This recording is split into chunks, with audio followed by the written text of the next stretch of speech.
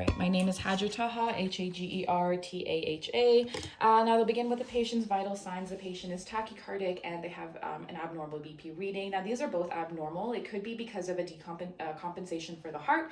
It could be because of anxiety, stress, or pain. The respirations are also slightly in the 20s, which is normal in being 20, but I would just probably monitor for any shortness of breath, tachypnea, or dyspnea, or increased workness of breathing. I'll begin by asking the patient any questions. Do you have any chest pain? I have an ache in my upper chest. Do you have any palpitations? No. Are you lightheaded or dizzy? I just feel tired. Do you have any swelling or edema? No. Do you have any abdominal pain? I have a stomach ache right here in the middle of my stomach. And how's your appetite? It was good. And any nausea or vomiting? I am nauseous and I did vomit once. Okay, perfect. So the thing I'm going to assess is the patient's color. Their skin is dry and intact. I don't see any obvious lesions. Their JVD or their jugular vein is not distended. There's no obvious palpations as far as I see, and there's +1 pudding edema. Then I will now begin with my GI assessments. The patient will have to lie down flat. Looking at the patient, their patient's abdomen in this lying flat is quite rounded. And then I'm just assessing the umbilica is in the midline. However, I don't see any obvious pulsations once again.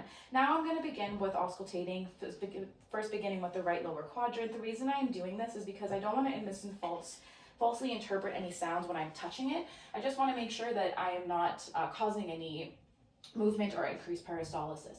Then moving in a right upper quadrant, left lower quadrant. I'm listening for hyperactive sounds, hypoactive sounds, or just normal gurgling.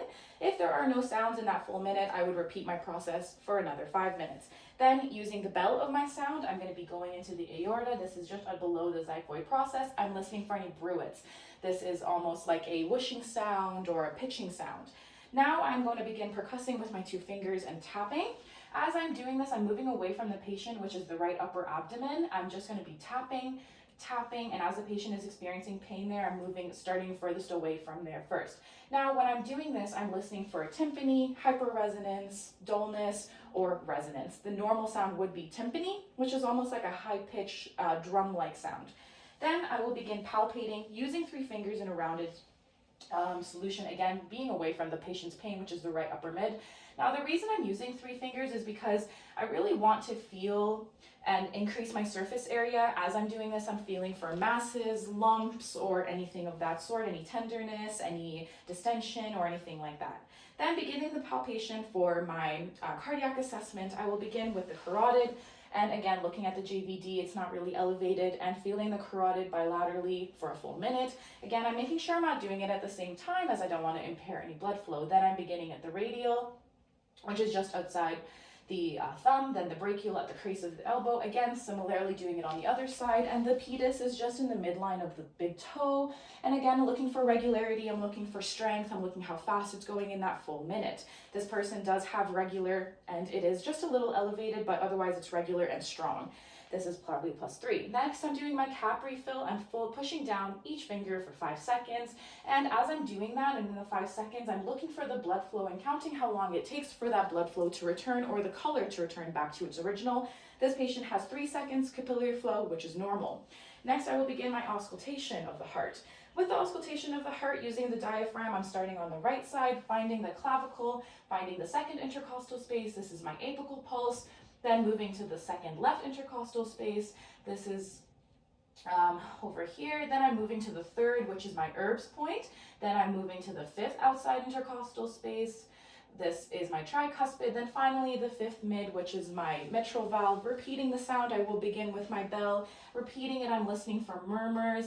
I'm also listening for that high-pitched sound. Now the S1 sounds are heard up top, and then at the apex, or the base, and then the S2 is at the apex. This is when it's loudest in the S2. Now, I'm also going to listen for my apical pulse. This is in the mid-clavicular line, just under the 5th intercostal space. I'm listening for a full minute. Now, the reason I'm doing this is because I'm listening for any pulse deficits, and this is the most accurate area as it is closest and most representative of the patient's heart sounds. Now, after I'm completing this, I will now give an assessment. So this patient is a 63 or 65-year-old female. She came to the emergency with a 5 out of 10 chest pain, 8 out of 10 abdominal pain, nausea, and vomiting. The patient's heart sounds are clear, their abdomen is clear, their bowel sounds are heard in all 4 quadrants.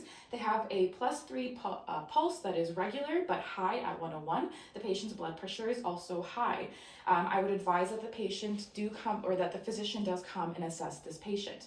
Now, what I think is going on with this patient is they could be having an acute coronary syndrome, whether it be non-stable angina, an MI, and the reason I'm suspecting this is because of the patient's presentations. Typically, being a woman, they would have these atypical syndromes.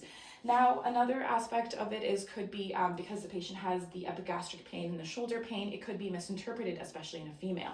The 2 interventions I would do is I would assess or monitor the patient's pain and also address the patient's pain by giving them either morphine or Tylenol and just making sure that that makes them comfortable. And also their antihypertensives is very important as the patient's BP is elevated.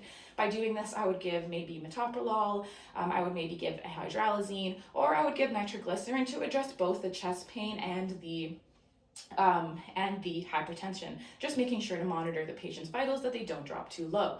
Now, the physician order I would assume is an ECG. The ECG is ordered to assess for any dysrhythmias, but also for any ST elevation or non-ST elevation, as that could be indicative of any myocardial infarction or trauma.